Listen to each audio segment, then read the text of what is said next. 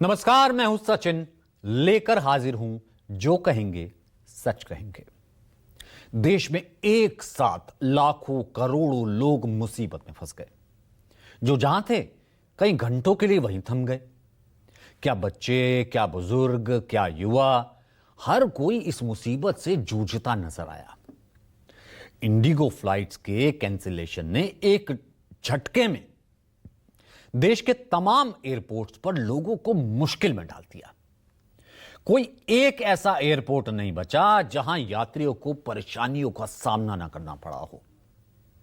सवाल यह कि क्यों इंडिगो जैसी देश की सबसे बड़ी एयरलाइन कंपनी ने लगातार 4 दिन लाखों यात्रियों को अधर में लटका दिया। सवाल यह भी कि इंडिगो क्राइसिस में कैसे स्पाइस जेट जैसी दूसरी एयरलाइंस कंपनियां आपदा में अवसर ढूंढ रही हैं। और सवाल यह भी कि क्या देश की एक और एयरलाइंस कंपनी वित्तीय संकट में फंस गई है, जिसका सबसे बड़ा असर एविएशन सेक्टर पर पड़ने वाला है। वहीं दूसरी स्टोरी दुनिया की आज की सबसे बड़ी मुलाकात से जुड़ी है। दिल्ली में आज मोदी पुतिन के बीच क्या बात हुई, ये बताएंगे। रक्षा क्षेत्र में पुतिन ने भारत को क्या दिया और ट्रंप से तल्खी के बीच पुतिन से मोदी की दोस्ती के क्या मायने हैं, तो आज इसी पर जो कहेंगे सच कहेंगे।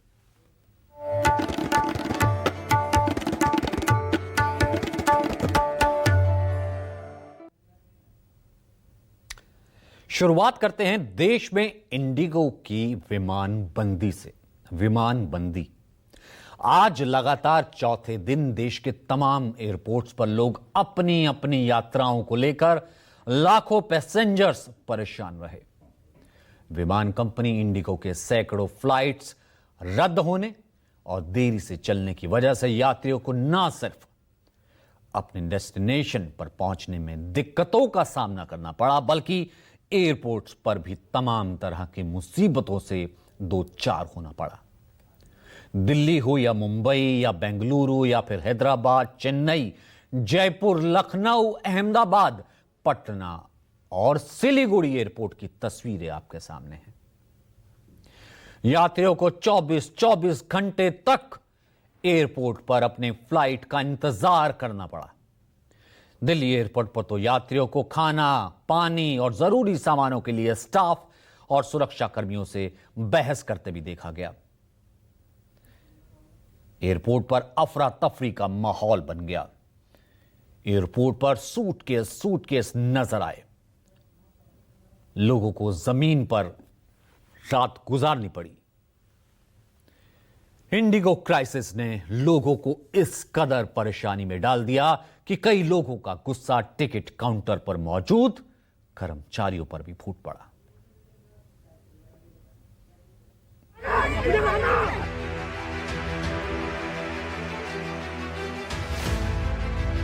लेकिन आप अयोध्या जी तक गए, माता जी आपके साथ हैं, ये सामान कहाँ है आपका?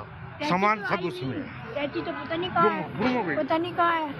वो कह रहे कैची में पैसे आप जयपुर पहुंच गए, आपका सामान पता नहीं, पैसे पूसे सब उसी में है। खाना भी नहीं खाया हम लोगों ने, दोनों ने। हमको क्या पता था हमारे साथ ये बहुत। कोई वजह बताया माता जी? कोई वजह क्या बात है बताओ बेटे, वो तो नहीं कहते हैं। लगेज जो लगेज में गया था वो कह रहे जी दूसरी, पता नहीं दूसरी फ्लाइट में चला गया। कहीं भेज दी किसी। ये बुजुर्ग दंपत्ति अयोध्या जी दर्शन के लिए गए थे। वहां भगवान राम का दर्शन करने के बाद तमाम मुश्किलातों का सामना कर किसी तरह से ये दोनों वापस जयपुर पहुंचे। लेकिन यहां पहुंचने के बाद इन्हें पता लगा कि इनका सामान फ्लाइट में चढ़ाया ही नहीं गया, जिसके बाद इनकी परेशानी कई गुना बढ़ गई। और ये इकलौते नहीं जो इंडिगो की बदइंतजामी का शिकार हुए।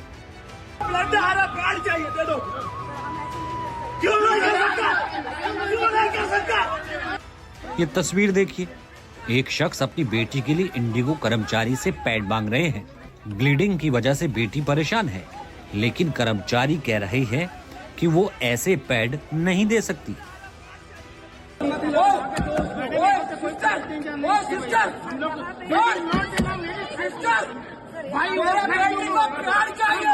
देश भर के तमाम एयरपोर्ट से लोगों की बदहवासी की कुछ ऐसी ही तस्वीरें सामने आ रही हैं।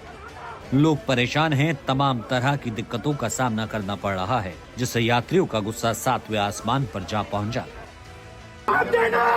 3 बजे से जवाब पूछ रहे थे तो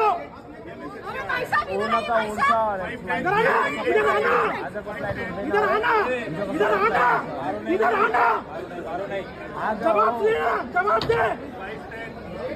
मैं 2 बजे से इधर हूँ, मैं 2 बजे से पूछ रहा हूँ। मुंह खोल, मुंह खोल, मुंह खोल, मुंह खोल, मुंह खोल, क्यों नहीं किया? कैंसिल है। मुंह खोल, मुंह खोल।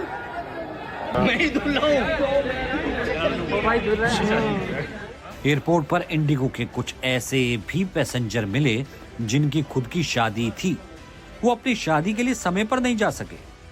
मैं ही धुल रहा हूँ। 4 दिसंबर क्या हो गया? ये मेरी खुद की शादी है, मैं नहीं जा पा रहा।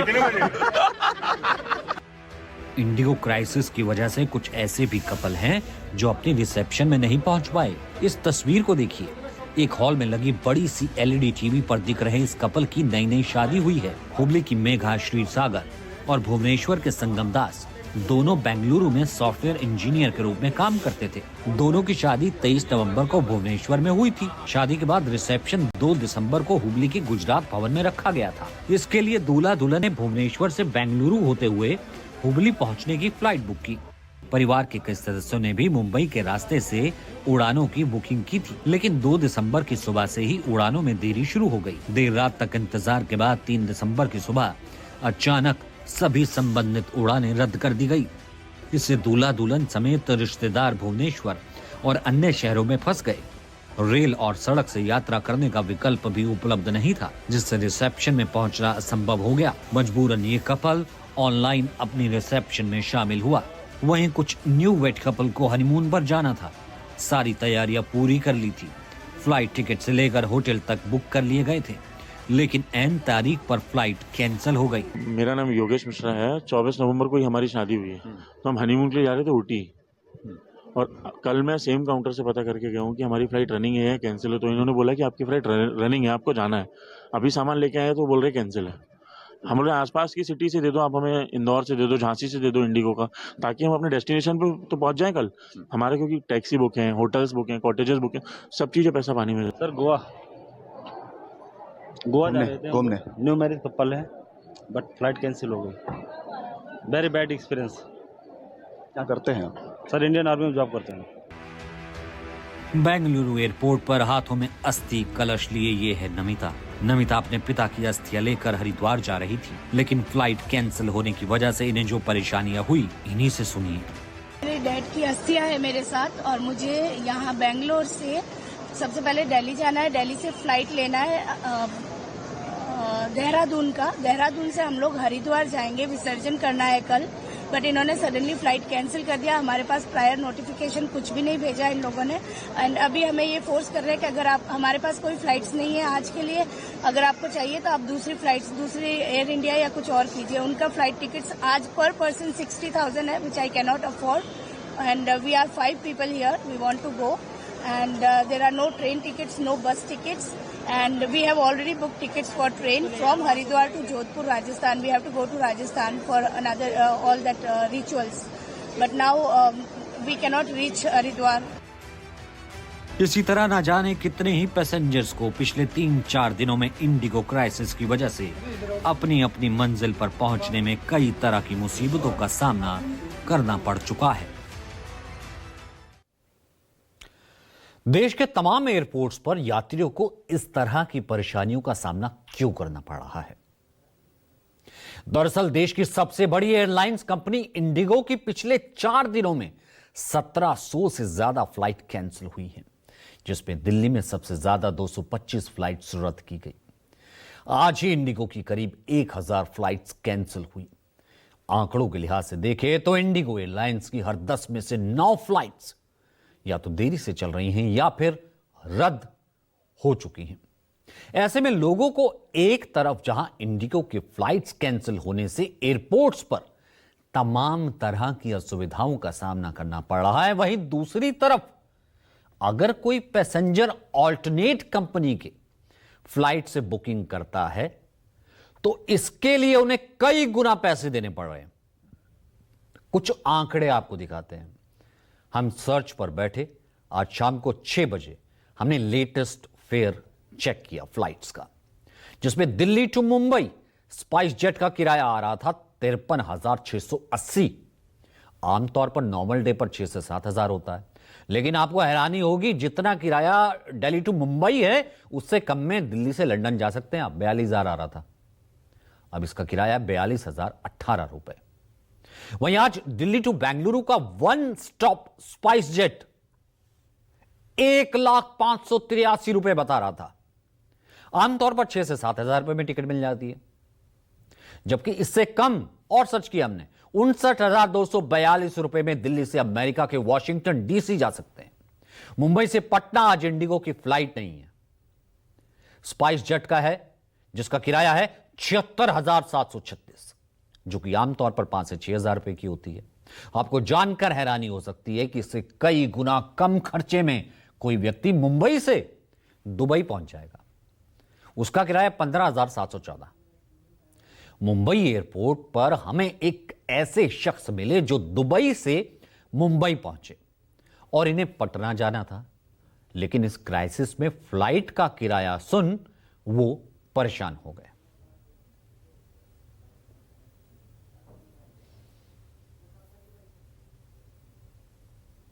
4-5 टिकट ले चुके अब तक में, आप देख सकते हैं ये 4-5 टिकट है, सारी की सारी कैंसिल हो चुकी है। जब लास्ट मैंने स्पाइस जेट के लिए, अब ये उम्मीद है आखिरी के मिली स्पाइस जेट अभी हमको यहाँ से सिर्फ पटना की 23,600 रुपए की फ्लाइट। क्या करते हैं दुबई में? जॉब करते हैं जी। क्या नाम है आपका? मोहम्मद शब्बीर नाम है हमारा। फिर भाई, तो जितना दुबई से आने में लगा उतना इधर ही लग जाएगा? उतना हम पूरा लंदन घूम लेते सर। 1.5 से 2 लाख रुपए अब तक में इन्वेस्ट कर चुके हैं। 2 फ्लाइट बुक कर चुके हैं स्पाइस जेट की। कोई अर्जेंसी थी आपको घर? हाँ, मेरे मामा डेथ कर चुके हैं, उनके लिए जाना था। अब यह समस्या क्यों आई? दरअसल कुछ दिनों पहले नागरिक उड्डयन महानिदेशालय यानी कि डीजीसीए ने देश की विमान कंपनियों में काम करने वाले पायलट्स और क्रू मेंबर्स के हित में एक आदेश जारी किया था, नियम जारी किए थे, जिसके तहत डीजीसीए रूल्स बनाए गए थे कि 7 दिन काम करने के बाद लगातार 48 घंटे का रेस्ट जरूरी है। साप्ताहिक आराम देना अनिवार्य किया गया था। इसके अलावा नाइट शिफ्ट की टाइमिंग रात 12 बजे से सुबह 6 बजे तय की गई थी। पहले ये 9 से 5 थी। लगातार नाइट शिफ्ट पर रोक लगाई गई।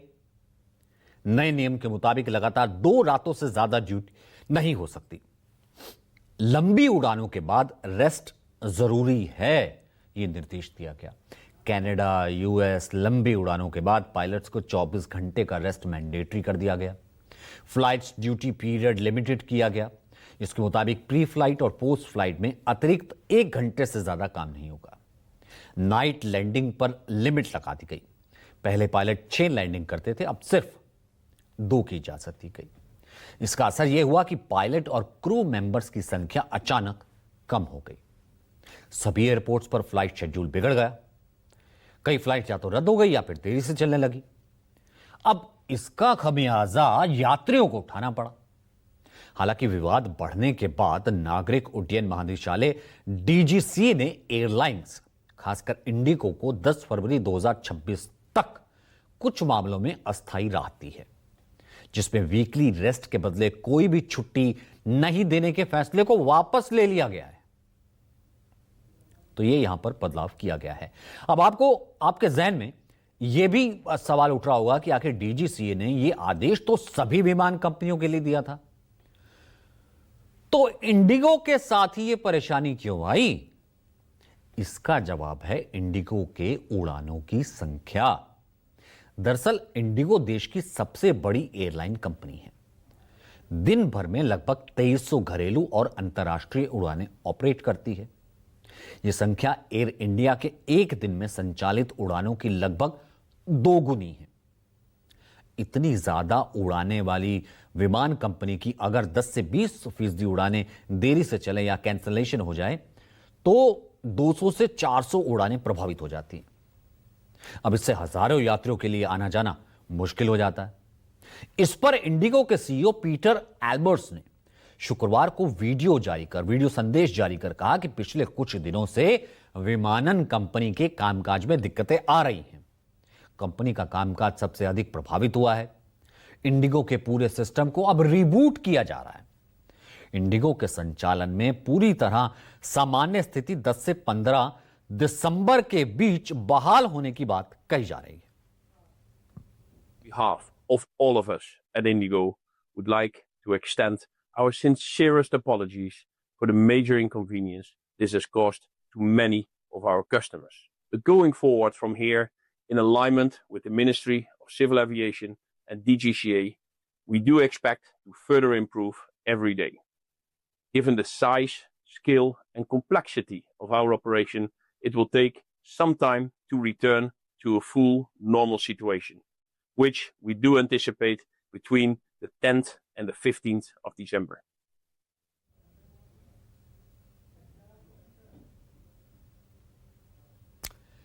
माना जा रहा है कि इसके पीछे पूरी कहानी कॉस्ट कटिंग की है और इसी तरह के हालात के बाद पिछले कुछ सालों में देश की कई विमान कंपनियां या तो दिवालिया घोषित हो गई हैं या फिर कईयों ने अपनी उड़ानें बंद कर दी हैं।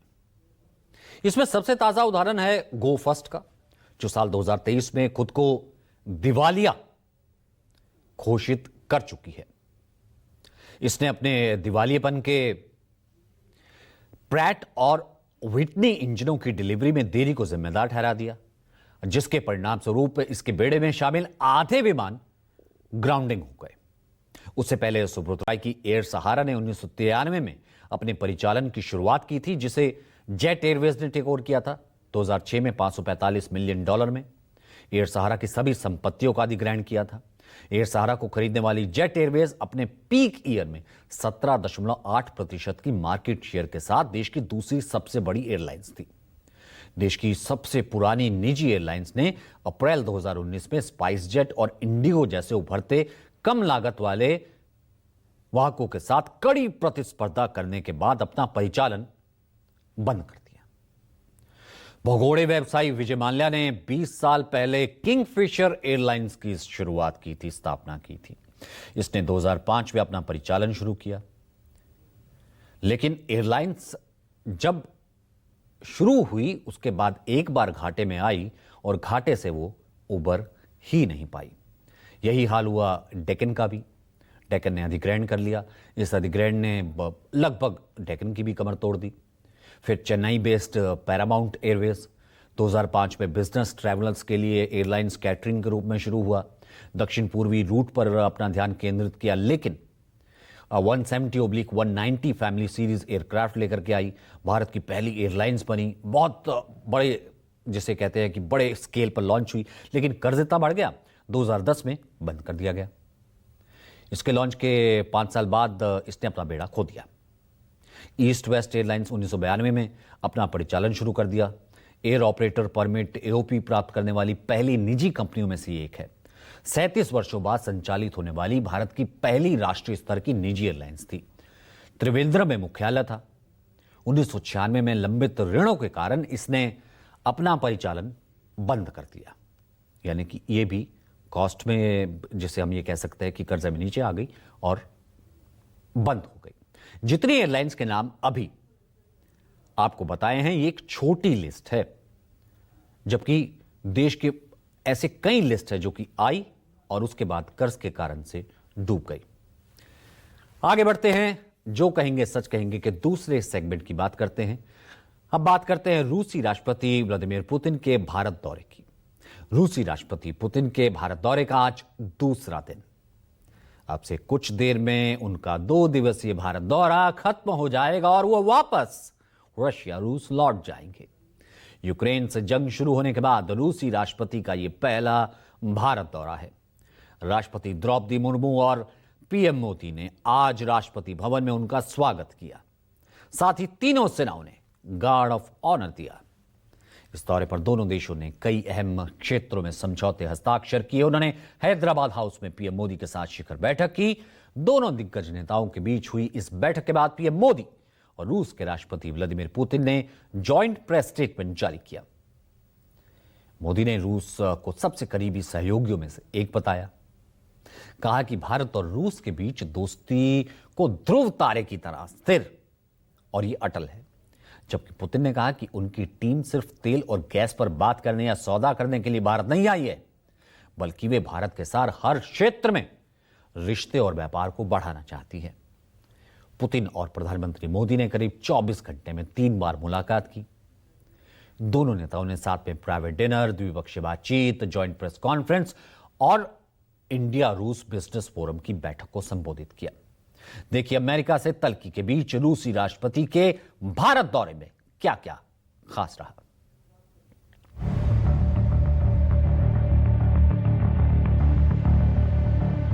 2 दिवसीय दौरे के दूसरे दिन सुबह राष्ट्रपति भवन में रूसी राष्ट्रपति पुतिन का औपचारिक स्वागत किया गया। राष्ट्रपति द्रौपदी मुर्मू और प्रधानमंत्री नरेंद्र मोदी ने उनका स्वागत किया और तीनों सेनाओं ने उन्हें गार्ड ऑफ ऑनर दिया। इसके बाद पुतिन राजघाट गए, जहां उन्होंने महात्मा गांधी को श्रद्धांजलि दी और विजिटर बुक पर हस्ताक्षर किए।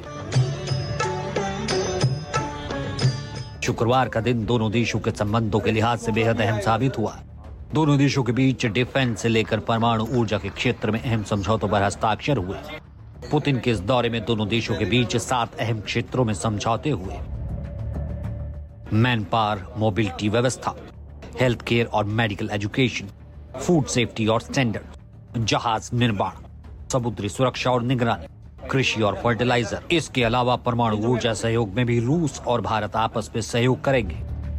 नई दिल्ली के हैदराबाद हाउस में हुई 23वीं शिखर बैठक में प्रधानमंत्री मोदी ने राष्ट्रपति पुतिन का गर्मजोशी से स्वागत किया और याद दिलाया कि ठीक 25 साल पहले पुतिन ने भारत रूस रणनीतिक साझेदारी की नींव रखी थी। इस मीटिंग में सारा फोकस ट्रेड, डिफेंस और एनर्जी से जुड़े कई समझौतों पर रहा। Thank you very much for inviting me. And for just the sitting too. It was very good. Friendly and at the same time a very substantial talk. I could share a great deal of details about the events taking place in Ukraine. We are dating together with some partners including the United States on a possible peaceful settlement. Thank you for the attention aimed at finding a solution to this situation. 2001 में जब आपने कार्यभार संभाला और भारत की आपकी यात्रा पहली हुई, उसको आज 25 साल हो गए और उस पहली यात्रा में ही स्ट्रेटेजिक पार्टनरशिप की एक मजबूत नींव रखी गई थी। मेरे लिए पर्सनली भी खुशी की बात है कि आपके साथ मेरे परिचय को और संबंधों को उसको भी 25 साल हो गए। एक्सेलेंसी मैं मानता हूं कि ये जो 2001 में आपने जो भूमिका अदा की, एक विजनरी लीडर कैसे सोचता है, कहां से शुरू करता है और संबंधों को कहां तक पहुंचा सकता है, इसका एक उत्तम उदाहरण भारत रशिया के संबंध है। पीएम मोदी ने दोनों देशों के रिश्तों को ध्रुव तारे की तरह स्थिर और विश्वसनीय बताया। कहा कि वो हर चुनौती और समय की कसौटी पर खरे उतरे हैं। दोनों नेताओं ने शिखर बैठक के बाद एक जॉइंट प्रेस कॉन्फ्रेंस की। जॉइंट प्रेस कॉन्फ्रेंस में भारत रूस के बीच हुए कई समझौतों का आदान प्रदान हुआ। ये समझौते दोनों देशों के आपसी सहयोग को और मजबूत बनाने की दिशा में एक महत्वपूर्ण कदम माने जा रहे हैं। हमारे द्विपक्षीय संबंध कई ऐतिहासिक माइलस्टोन के दौर से गुजर रहे हैं। ठीक 25 वर्ष पहले राष्ट्रपति पुतिन ने हमारी स्ट्रेटेजिक पार्टनरशिप की नींव रखी थी। 15 वर्ष पहले 2010 में हमारी साझेदारी को special and privilege strategic partnership का दर्जा मिला। पिछले 2.5 दशक से उन्होंने अपने नेतृत्व और दूरदृष्टि से इन संबंधों को निरंतर सींचा है। हर परिस्थिति में उनके नेतृत्व ने आपसी संबंधों को नई ऊंचाई दी है। संयुक्त बयान में पीएम मोदी ने भारत रूस रिश्तों को गहरा करने में पुतिन की विजनरी लीडरशिप की तारीफ की और कहा कि ग्लोबल चैलेंज के बावजूद दोनों देशों की दोस्ती पक्की बनी हुई है। पीएम मोदी ने रूसी पर्यटकों को 30 दिन का फ्री वीजा देने का ऐलान किया। वहीं रूसी राष्ट्रपति पुतिन ने भारत को बिना रुकावट के तेल की सप्लाई जारी रखने की घोषणा की। इसके अलावा पीएम मोदी और रूसी राष्ट्रपति व्लादिमीर पुतिन ने कई बड़ी बातें कही। सबसे पहले हम आपको पीएम मोदी की खास बातें बताते हैं। मेक इन इंडिया के तहत दोनों देशों के बीच जहाज निर्माण में सहयोग। दोनों देश यूरेशियन आर्थिक संघ के साथ फ्री ट्रेड एग्रीमेंट समझौते के लिए काम कर रहे हैं। रूसी नागरिकों के लिए 30 दिन का फ्री ई टूरिस्ट वीजा और 30 दिन का ग्रुप टूरिस्ट वीजा।